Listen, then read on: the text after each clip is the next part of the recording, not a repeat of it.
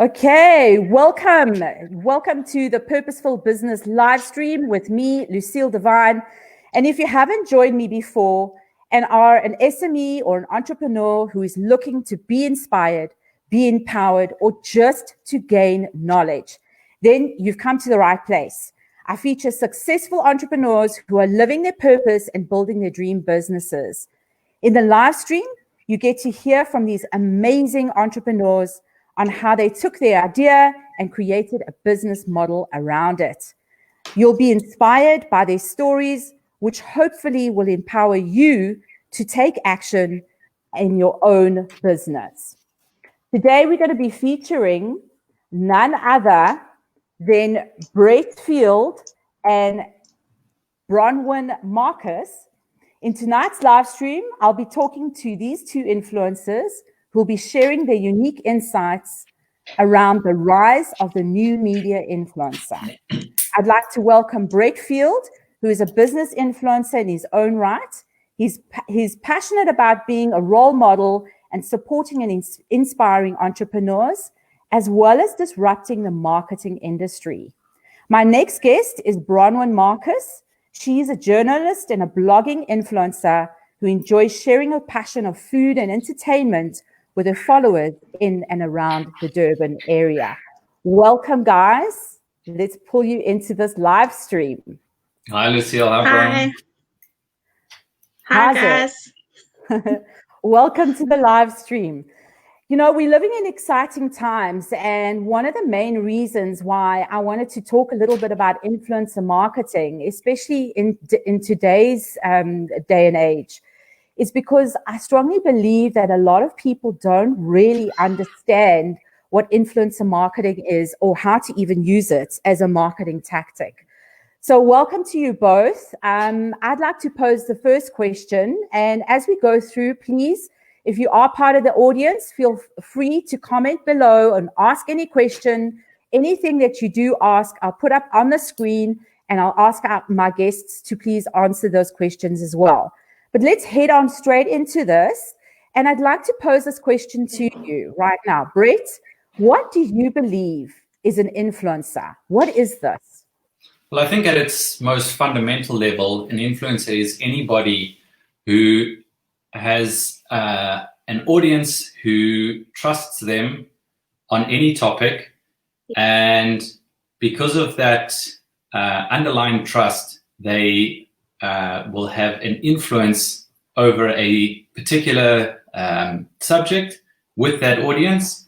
And I think the easiest example would be your parents. You know, anybody who has ever looked up to their parents for guidance, that's at its fundamental level, that's what an influencer is. Obviously, here we're going to steer into the influencer in the digital and social media arenas. And that's very different, but it's still got the fundamental underlying trust that allows somebody to build this trust over time with an audience, and then they will influence their decisions and their buyer behavior, or the way that they think, the way that they do things, the way that they live their lives, their consumer behavior, all different aspects of life can be influenced. Yes, I strongly believe that. And you picked up on one fundamental key that I think a lot of people miss when they look at an influencer is that word trust. It is that trust relationship that often will stimulate and actually pivot an influencer into that mark. Bronwyn, let me pose that question back to you. What do you believe an influencer is, in your own opinion? Okay, well, to be honest, I've been in this industry for a while, but I've only really learned the jargon recently. So only the last 4 months, I've realized that I am an influencer. I didn't realize that I was that, to be honest. So this is all very new to me, this whole world. But to me, it's exactly what Brett said, but it's also it's having an impact between you're a mediator between a brand maybe and then the consumer. So it's what Brett said, that's the foundation, but then it's actually going further, and you the mediator between brand and the viewer or the audience, or that's so you've got a very important role to play, as an Yeah, influencer. I think that's also important because you brought in another element here. It's almost that bridge between the two. So you kind of placed in the center where you're talking to community, but you're also talking to brand and bringing those two together. Is that what you're trying to say there, Bronwyn? Yeah, that's what I mean.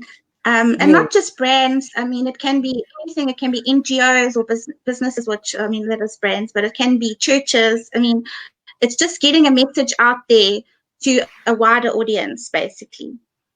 Yes, yes. Yeah. And Brett, what are your feelings around that? I mean, especially when it comes to influencer marketing, is it based in behind a brand or a product? Do you see it as a community? How do you see this being positioned exactly? Well, I think it's evolving, and it's something that the world is starting to come to grips with. But I very much see influencers being the curators of their community, and their community might be a demographic, it might be around a psychographic, it might be around a particular product or lifestyle choice, or whatever their niche, no matter how narrow or wide it is. They are the curators of information, and that is typically coming from brands or the media in general, and then they mediate that down and they curate it for their audience who trusts them, to that the information that they put down there is what they're looking for and in line with their community values and what That's they don't they no longer have to go and try and navigate the interweb on a particular topic, because this influencer has this passion for this and they've built that trust with that audience, so they trust them that what they are saying has the right research and backing, so that That's perfect, because it brings me to my next question. And this is a question that I often get posed, especially when we are talking marketing strategy.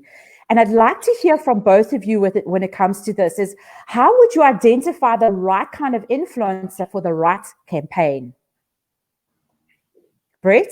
Yeah. So it depends largely if it's an agency or the brand directly, because they'll have slightly different strategies. What I would do if I was the strategist is I would identify who my bullseye influencer is, who is exactly on target, exactly talking the language, the values, everything about the brand. And then I would then widen that and get other influencers where that sort of starts to dilute, and then take that and I would then invite them in. I'd pay them as junior strategists in a campaign right up front, paid before we've even chosen the direction or exactly bedded down the campaign, and understand from each of them individually how their audience works, how they think, what they want, how they process information, what types of media works best with them. And if you do that, you'll start to work out which of those is the right. You might start off with this bullseye and actually understand that on your periphery over here is where your campaign is going to sit best for that specific objective. And that's beautiful. I love the way that you've actually kind of simplified something that is so complex, because this is a lot of agency as well as independent marketeers. They battle with the strategy part and putting this all together. You're saying actually that we should put the influencer right in the beginning of not only the planning side, but in the research side. Bronwyn, what are your thoughts around that?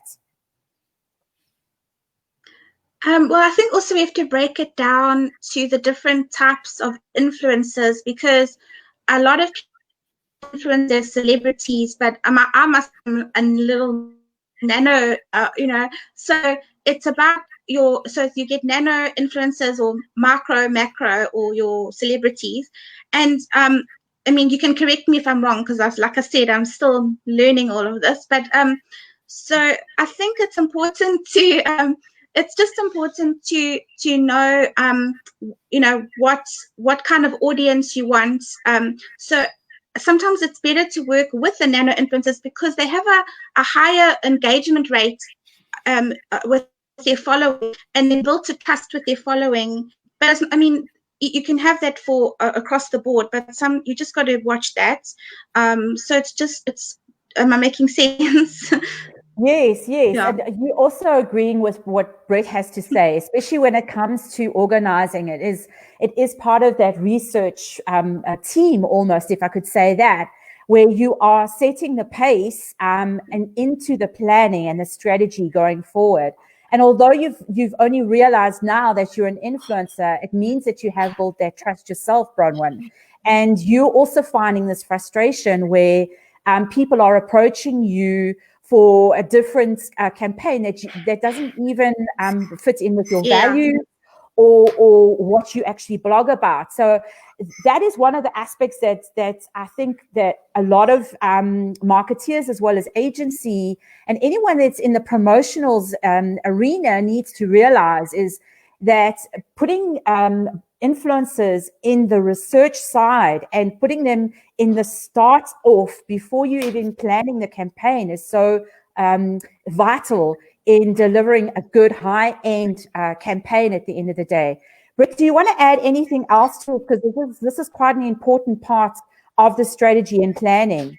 So I think Bronwyn's hit on a really critical point, and that is that there's a wide range of different types of influencers, and I think incorrectly what a lot of people do is they make it hierarchical, and they think that one is worth more than the other.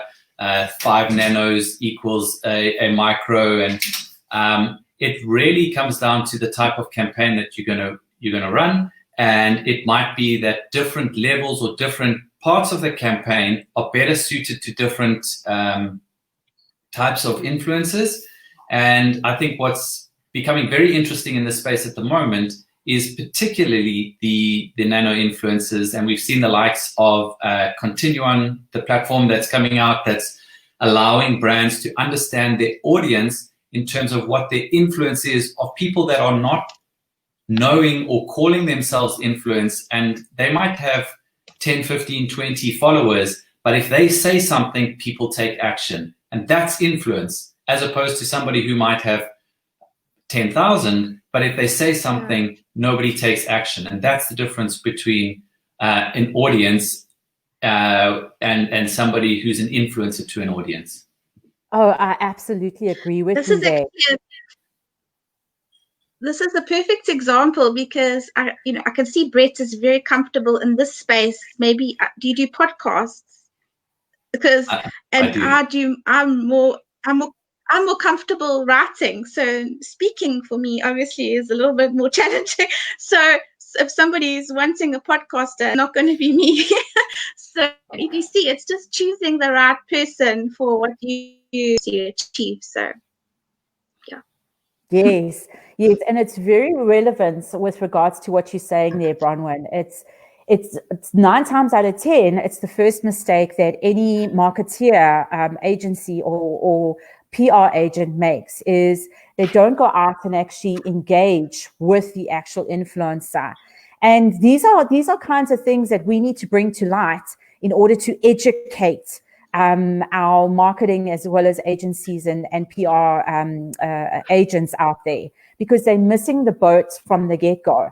So it's wonderful. I love the points that you're bringing out. I think it's so topical, and these are the things that we absolutely need to talk about. The next, which brings me again to my next question when it comes to influencer marketing, is what is one of the biggest misconceptions that you feel is happening right now in the influencer arena? Bronwyn, I'd like you to take lead here.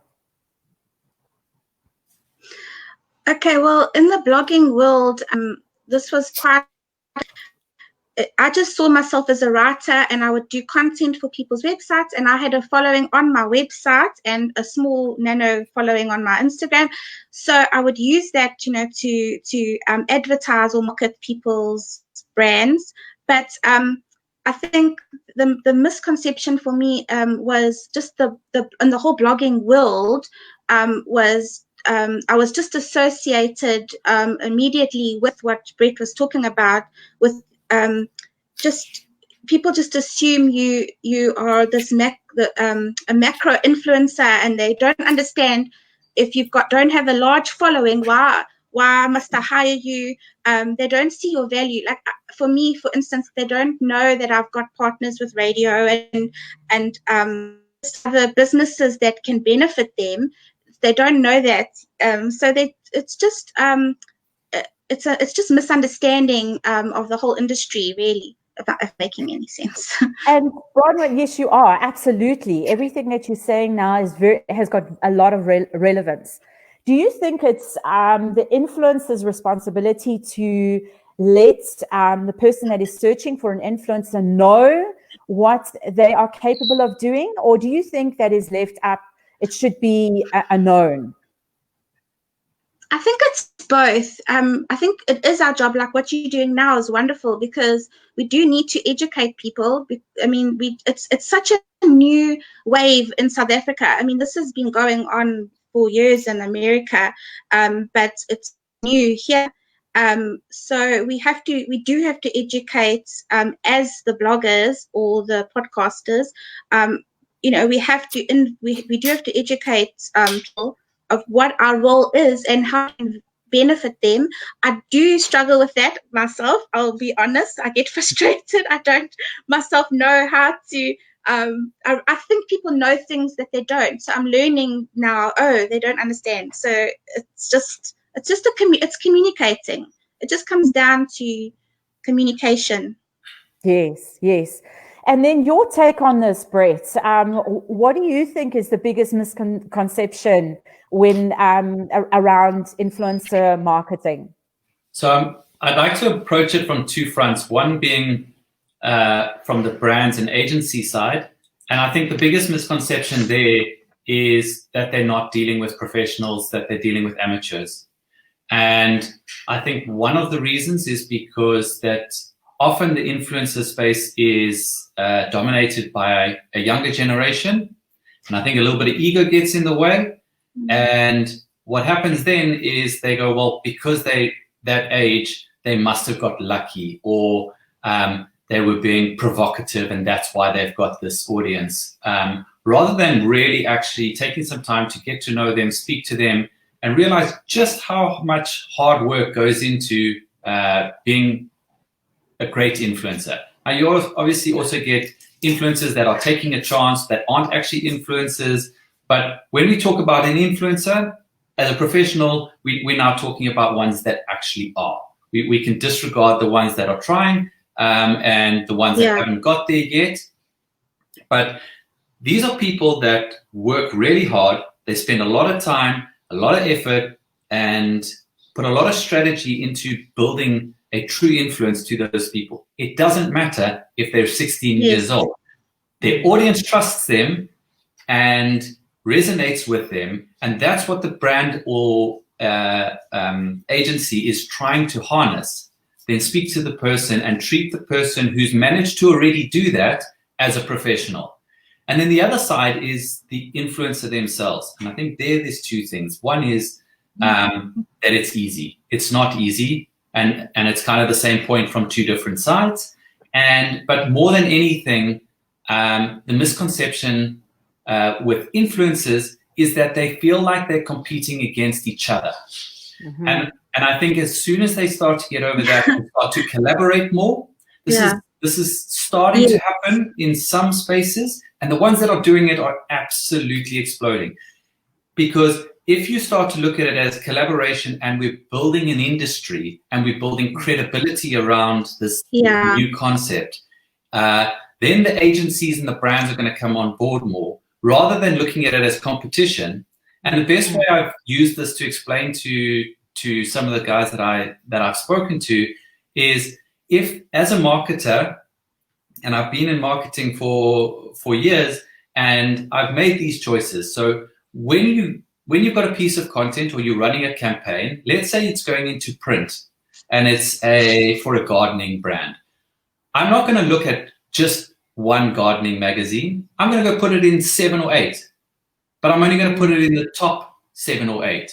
So by collaborating and building an industry, you give breadth of association and breadth of choice to marketers. And now you're starting to build something that they can really use, and they can use to get a wider influence and a wider audience.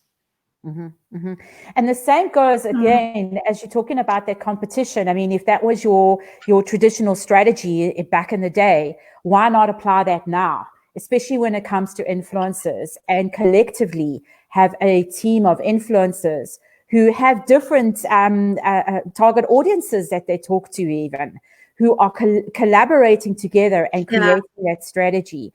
It makes so much sense on what you're saying there, Brett. And I think even Bronwyn is nodding her head as you highlighting these points. The other thing that the campaigns, as marketers, we've always wanted to get people to see the same or similar message multiple times to start to before it really starts to take note, before it starts taking notice. So exactly, if you've got multiple influencers, even if they've got audience overlap, now it's like somebody, like 2 of your friends telling you, you know what, this is a great product, and then 3 of them tells you, then you see the TVC, then you see the print, and you go, you know what, actually, I don't need any more convincing. Yeah, that's right. Yes. And in marketing, that aspect of having 7 points of conversion takes place, because it's exactly that. And the more the repeat happens, the more people are converted towards the actual advertisement. Yes, Bronwyn, sorry, you were going to say something there. I cut you off. No. No, it's okay. I actually talk a lot, and so yeah, you have to stop me. No, I was going to say 2 things that came to mind. The one was, so for myself, I'm a blogger, but I work with Coastal Radio Safe, and so sometimes we've partnered, and he'll do an interview, and then he sends me the blog. So we kind of collaborate there, and it's 2 different media, different audiences, but it's like what Brett was saying, it's just you're getting the name out. And obviously for Durban it works because it's insulated. But the other thing I was gonna say, just stop me if I'm talking too fast, is just with this question, misconceptions. One of the other misconceptions, just topic, is that, you have young people saying, I want to be an influencer, and they're kind of aiming for this as a career choice. And I think for many of us, this happened accidentally. I mean, I don't think I'm the only one. Passionate about something, you start off just doing what you love, and then because of that, like Brett was saying, you build a trust, you build an audience that follows you, and so that's how you become an influencer. You can't just one day wake up and decide, and it's a lot of studying. I mean, even if you're not studying marketing a degree, I mean, for myself, I've done millions of tutorials. It's just a lot of work that's gone to getting you to where you are. I mean, for me, it was 14 years. And then the last 4 months, all of a sudden, I'm getting people, like you were saying, I have to actually turn people away because it's not aligning with my brand. But it's the last 4 months has actually been key, but it took about 14 years of just loving what I do. So yeah, exactly. And that's also, it's become a learning curve for you as well, Bronwyn. But at the end of the day, it is actually the learning curve is becoming a business model. And that's what I love about this. And as you're speaking, I'm also learning, as well as Brett. I mean, Brett has got some really good insights with regards to the influencing marketing arena. And it is so important for us to start to talk about this and start to pick up on the lessons that you both have to that you're both sharing right now. So that's brilliant. Before we carry on, we do have an audience that is watching us right now. Thank you so much for all of your messages. We do see you. Astrid, thank you so much for mentioning us. Loving this. Good info for influencers. We appreciate you. Thank you very much. We also believe that it's also good information. And just a shout out here to Darren as well, appreciating Brett is laying down the facts. And I am definitely agreeing with you 110%. And so is Bronwyn, being a new influencer on hand here as well. And thank you again to Zelda for taking part and for just sharing a comment. Very interesting. I'm sure this is going to help your business as well, Zelda. I know that you are an entrepreneur in the beauty industry. So let's get back to our discussion. Please, anybody, if you have a question, just pop it on down in the comments right now. We'd love to answer it. You've got two pro influencers here, one very affluent one and one brand new influencer who are identifying and seeing these problems that are occurring within this industry. So that brings me again to another question that I'd like to pose to both of you. And yeah, if we have a look-see is, do you think that influence marketing is a tactic that every brand or campaign should be using? Brett? No doubt in my mind. I would go so far as to say that right now, it's the most underpriced media, and that anybody who's not looking at influencer marketing right now is just missing out on probably the biggest opportunity in marketing right now. As this industry and as this media channel grows, I think it will go beyond being just a distribution channel. And those that get on board early are the ones that are going to get the most value, and they're going to get the most value at the lowest price. If you look at the breadth of the types of influencers, there's not a market that comes to mind now or a single brand that I can think of that couldn't use influencer marketing. They will certainly use it in their own way, and there will be nuances throughout, but to not be considering, and not just considering, I think that brands should be putting significant budget of every campaign behind influencer marketing. And I'm not talking dipping your toe in for a single blip or a little flash to try and get a campaign a little bit more excitable and putting 10%. I'm talking considerable budget. I'm talking 30, 40, 60, and in some cases, I would be putting as much as 80% of a campaign budget behind influencer marketing. Yeah, absolutely. And again, here it goes into that fundamental, which we spoke about earlier, is having influencers to come in right at the development stage, that research development, that R&D stage, and then outlining the entire strategy and the plan going forward. So I absolutely agree with you. Bronwyn, your feelings, your thoughts around this? Well, I mean, obviously I would say yes, but it is the way that the future is going this way. I mean, print media is there, but it's maybe a backup, I would say. So this like video, especially even TikTok. I mean, I even registered for TikTok. I had my 14-year-old son. Oh, he'll kill me if I said 12. 14-year-old son laughing at me because I'm joining. But it's just the way.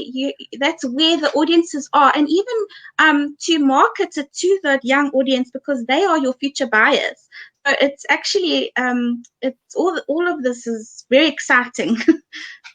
Yes, I also agree with that. And again, we're going back to that research and development side again, and 9 times out of 10 what I find is that the brand or even the agency that is representing a brand is not in tune with the actual targeted audience.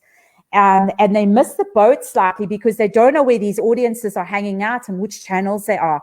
Brett, have you come across this, and what is your suggestion with regards to this? It's a massive problem, and I think TikTok is probably the one that's best to illustrate it. There's still this naive idea that TikTok is a place where young teen girls lip sync, and it's not. Fastest growing social media platform in the world, and to ignore that is insane, in my opinion. You've got the likes of Charli D'Amelio, who absolutely skyrocketed to stardom, and she had no idea why it was happening. Probably, in my mind, one of the nicest and most humble influencers in the world right now. And I think what happened so nicely there is that she was so genuine that when her account started exploding, I don't know exactly what it was, but I mean, she was hitting multiple millions within weeks. And she changed her bio to, I don't understand the hype either. And that humility just skyrocketed her even further. And then she was lucky to have parents with good savvy who enlisted the likes of VaynerMedia, and they managed to assist her, because with that level of stardom comes all the dark side of social media, people rocking up at her house. Absolutely. And people saying, all of that starts happening. And within a year or year and a half, she's in a Super Bowl ad, most expensive media slot in the world. And that happened a couple of months ago. Now, if the Super Bowl ads are using TikTok social media influencers, she wasn't anything. She wasn't coming from another. She wasn't like Logan Paul or one of those that came from Vine and then readapted and was well suited to the platform. She started on TikTok. She exploded on TikTok only. She's in a Super Bowl ad, and if that's not enough for people to understand that every platform and right now specifically TikTok is not worth taking notice of, then I just don't know what more proof anybody would want.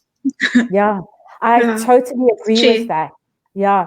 And that's why it's so relevant to do that R&D from the beginning, from the get-go. All right, we've got a question here. Let's just put it up on the screen so you can all see. I'm just going to read it out for you. It's quite a biggie.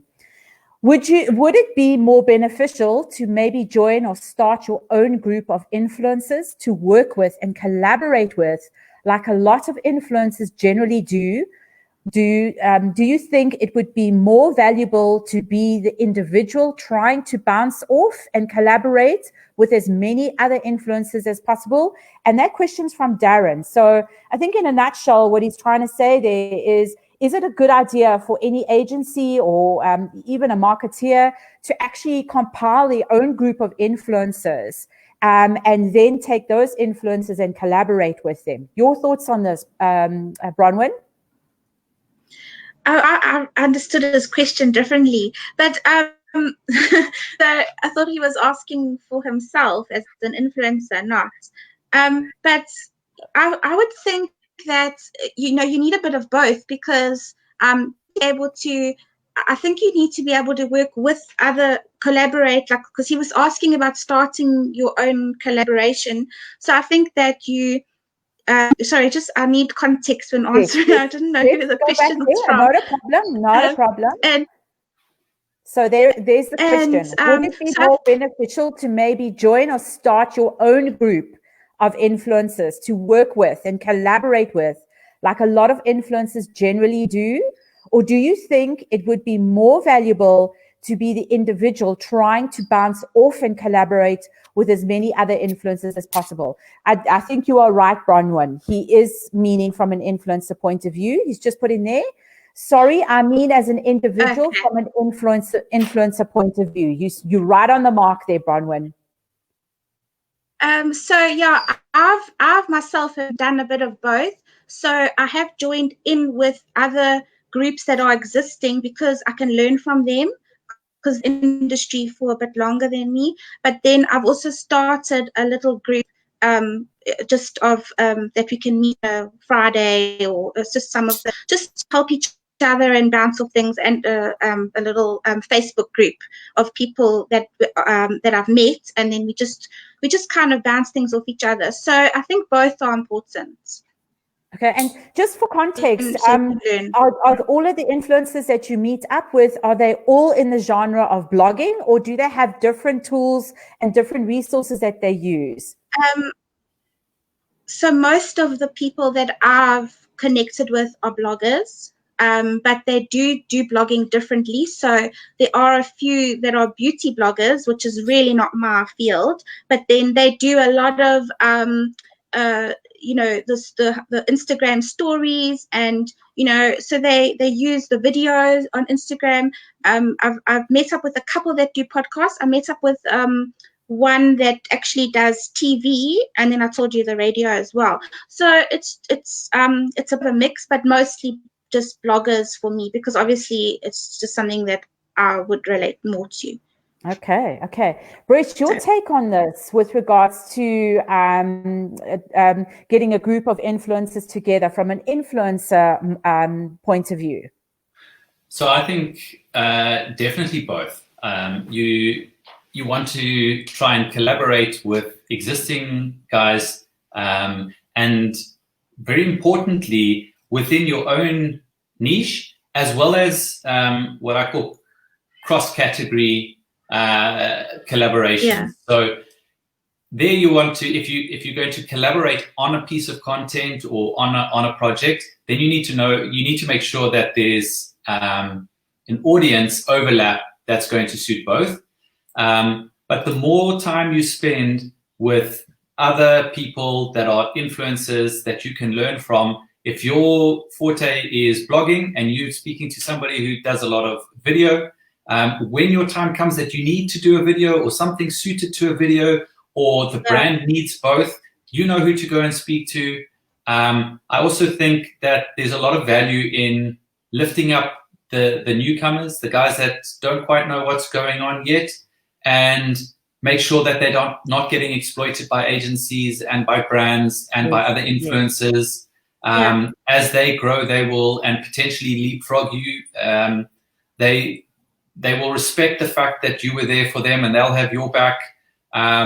We've seen the likes of a Logan Paul who has gone all the way to stardom and then lost it all. And if he didn't have the network of other influencers that he had to help and slowly build him up, he would never have had a comeback. And I think that's where this level of collaboration, you never know when you're going to need it. So I think it's also when you go into those and you create those, it's with the mindset that I'm going there to help everybody else in that group and take nothing. And if you go in there like that, and everybody goes in there like that, then everybody's actually going to leave there with a lot. Yes, because it becomes more valuable and worthwhile, because there isn't this angst or stamina, I beg your pardon, what's the word I'm looking for? The status around I'm better than you. Or almost, that ego coming into effect. Thank you, Brett. Yes, you put it beautifully there. So I think at the end of the day, another thing and another aspect which you've brought up there beautifully, Brett, is that collaboration becomes your network. And it's that net worth that also can help you to succeed and elevate you, or and also can share with collaborative work as well, which I think is so important going forward as an influencer. So Darren, I hope that's answered your question there, and thank you for posing that on the live stream. I really appreciate that. Okay, we've got a little bit of time left. Again, to our audience, if you do have any questions around influencer marketing or being an influencer, just pop your questions down below in the comment section. We promise that we will answer any questions that come up in the comment section. We're here to serve, and we're here to also enlighten and educate, as well as inspire you if you happen to be in influencer marketing, or even if you're a marketing agent, an NPR, or even an agency who is looking to understand this whole big kind of wave that is happening. There is going to be a new influx of influencer marketing, and I think you both will agree with me that influence marketing is going to only start to seed itself more and more going into the future. So I'm going to pose one last question to you, and we'll take one more look on the comments to see if there are any comments that are coming through. And this is something that I believe a lot of people also tend to ask when it does come to questions around influencer marketing and the strategy thereof, is how would you identify who's the right influencer? So I have a campaign or I have a brand that I'm wanting to promote. How do I identify the correct person or the correct influencer for my campaign? I'm going to hand it over to you, Brett. Let's hear your opinion around this, please. So there's a few ways. I think that any marketer or agency that is in tune with their audience or with their demographic should already be aware of who their top influencers are. That doesn't necessarily make them the right influencer for the campaign, but it is a good starting point. And there again, agencies and brands mustn't be scared to then say, okay, right, we want to pay you for your time. Come give us an hour of consulting. Tell us who the movers and shakers. Here's an idea of the campaign that we're looking for. This is the direction it's going to go in, or this is the objectives that we're trying to do. Even if they're not the right person, they can direct you to the right people, as well as give you an idea as to why those specific people for specific points are the right influencers. Yes, beyond that, there's more and more platforms that are coming up. They come with some challenges in some instances, but they certainly are a good start. There's Webfluential and Humans, and the likes of those platforms are starting to be able to identify influencers. On the nano side, there's Continuum. I do think there's value in looking at those. And even if you're looking at those, I would still go back to an influencer that I know, because I know my brand and I know my audience and I know my demographic, and I would still get them in. And even if I can't find somebody, then I would go to the next closest category or a lifestyle category influencer that is a lot broader, and say, right, your lifestyle, I'm looking for somebody in the bushveld photography or wildlife photography or whatever it is, and they'll be able to point you very quickly, because at the top they've stuck together. That's how they got there. They worked with each other, so they'll point you in the right direction very quickly. Yes, very true. Bronwyn, your take on that with regards to where would they find the right influencers? Well, Brett answered that part of it, but just a little bit deeper. So once you've got like maybe a list, I think it's just to look at authenticity is very important. And, you know, do they have a message, a niche? You know, I mean, some of us have got a broad niche. That's also good, a lifestyle kind of niche. And then, you know, just things like having, like we were talking about earlier, having that trust audience, you know, look at their engagement on their following. You can actually, if I'm talking to brands out there now, you can look at I don't know if I'm giving away secrets here, but there's a website called Site Worth Traffic, and you can actually go and type in the bloggers' website, and you can see their numbers. So those sort of things. And also just ask them for media kits and rate card. Obviously, I'm just talking for bloggers. Ask them, and then they should have a good. You should have a good idea of everything from there. Okay. So yeah. So that's also on the metrics side, is that using sites like this quickly identifies the influencer and their following, which is also an important aspect. However, as we discussed earlier, I also don't believe it's just the amount of followers that you have. I do believe it's the amount of influence and trust that you actually have within your community. So thank you for that, Bronwyn. Thanks for sharing those secrets. I'm sure people are taking notes. All right, I'm going to just go back to the comments here. I see that we do have a few coming through. Okay. Darren is saying he absolutely loves all of the comments. Love the response. Thank you. I'm sure that we actually helped him there. Let's go to the next one. This one's from Sean. Is how do you about finding the correct influencer for your business? How do you go about finding the correct influencer for your audience? I'm sure that's what you wanted to say there, Sean. Again, Brett has shared a web I beg your pardon. What is the name again? What did you share with us? Webfluential, and the other one? Humans. Webfluential, humans, and Continuum. And Continuum. That's also available for you. And then Bronwyn shared hers. Share it again with us, please. Okay, well, that's just to show that the metrics. So it was called Site Worth Traffic, just for the bloggers. And there's also a group called, I think it's called South African Bloggers Network. And so bloggers and brands join on there to kind of join together. So there is quite a nice group and like a bit of unity and helping each other there. So, but you can find bloggers there as well. Okay, fab. If I can ask both of you, once the live stream is finished, just go drop in those links in the comment section for anyone that does come across and looks at this at a later date or whatever. That'll tremendously help the community as well, if you don't mind. Okay. All right. Sure. Another question is, how do you go about finding the correct influencer for your business? I think that's Sean's question that he posed before. He just put it in a better grammar there for us to actually go through. And then Darren, as an influencer, what is the best way to approach a brand or business to work with them without being exploited? That means underpaid or not paid at all. This is one of the biggest banes that a lot of influencer experience. Let's head on over to you, Bronwyn. Add your comments here, please.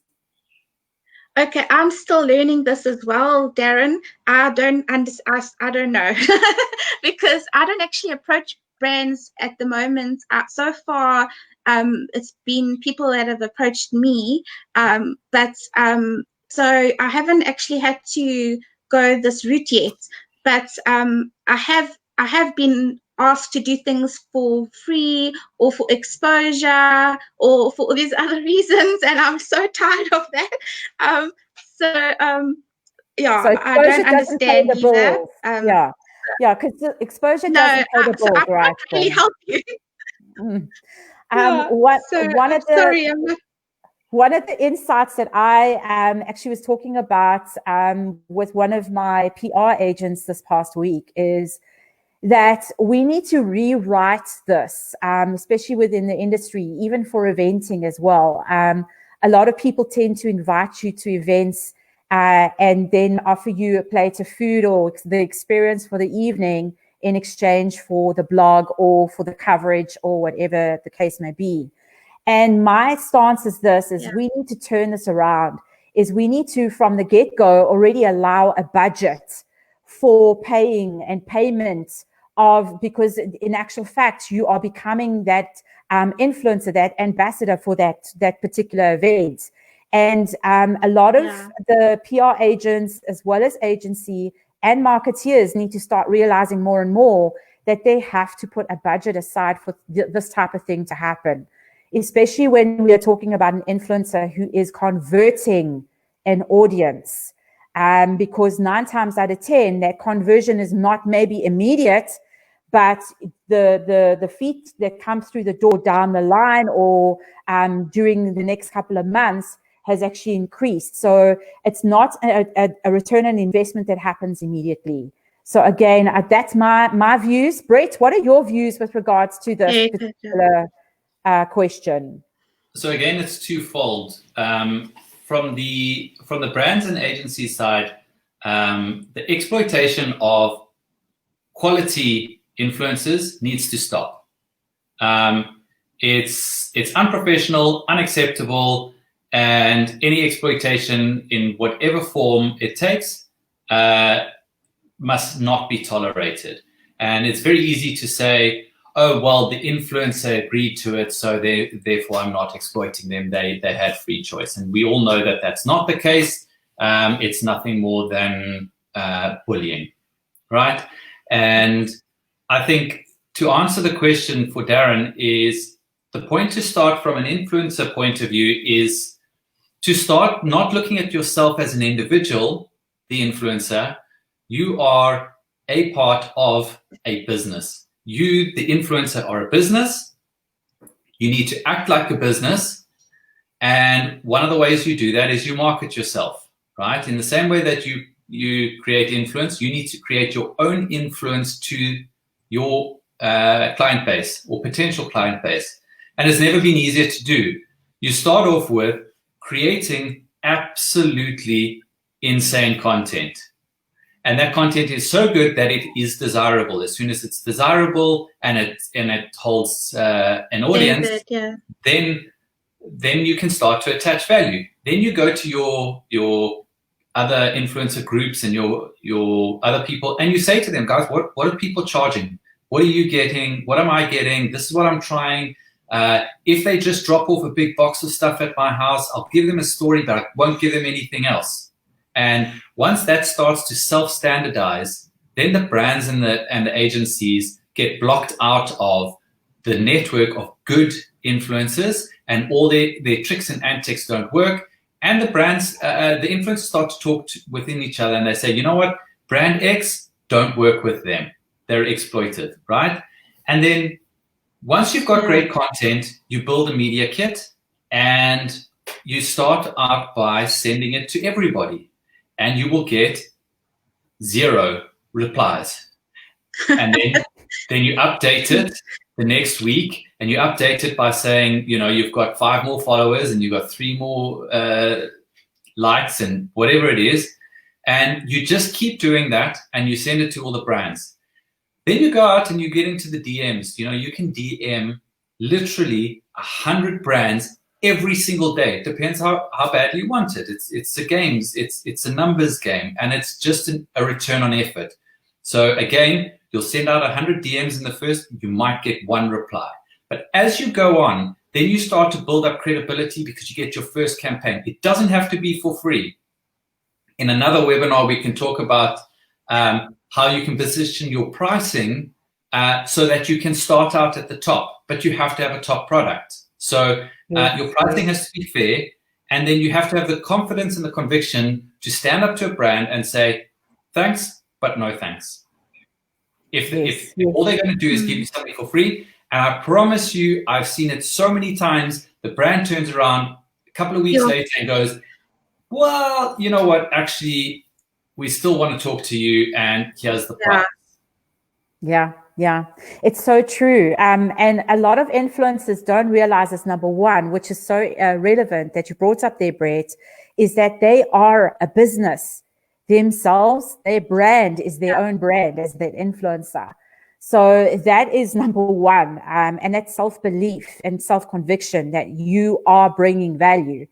The other thing is, is working on that pricing module, that structure, where you have 5 income streams, and one of them has to be a free, which is it could be just doing a blog and putting that up. The rest is all monetized. And a lot of influencers don't understand that it's basic business. This is how you build any business. If you look to the Vodacoms or the big guys, the insurance people, even as far as the banking institutions, this is the basis of how they built a business model. And it's important for influencers who are brands to know that that's exactly what you need to do. The other thing that you brought up, which is so relevant, is if you are an influencer and you agree to do something for nothing, you're adding to the fire of nowhere. And that is something that you've got to dig your heels in and say, just like Brett has explained, is, you know what, I'm not compromising anymore. And that is why I think this subject in particular has to be spoken about. It is very relevant for where we are right now. There are far too many amateurs that are out there that are not recognizing themselves as brands either, that are accepting the exposure or the product in exchange for money. And this sets a precedent across the board. and those who are wanting to be serious, who are dedicated, who are taking the time to DM, who are working on building their brands every single day, every single minute, they're the ones that are suffering because of those people that are coming forward as such. So but they still come out on top.